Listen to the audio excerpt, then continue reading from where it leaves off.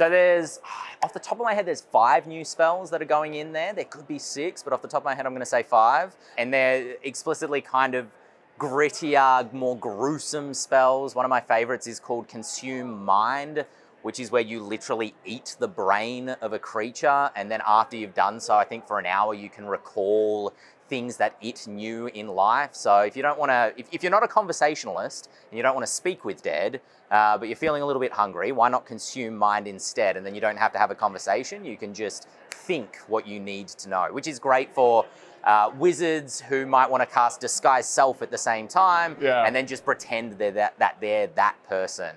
Heartseeker is a sangromancy spell, a blood magic spell that we've put in there as well, where you make sort of like an arrow out of blood, and then when it hits a creature, it starts to burrow inside, so they become weaker to damage. It increases the crit range for your allies hitting that creature. So they're just some fun little tidbits for players to play with in there that are extra. You mentioned the magic items as well, and something that I'm really excited that's going in there is the crafting system and the monster salvage system that comes in Grimhollow. This idea that every monster has salvage that can be turned into something. So for example, an Empyrean Brazen Bull is like this celestial bull.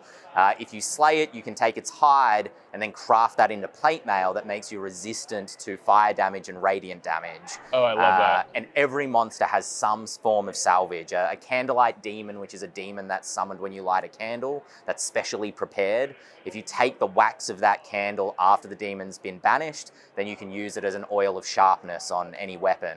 And so it gives you that real Monster Hunter vibe of like taking the advantages of monsters and turning it against them.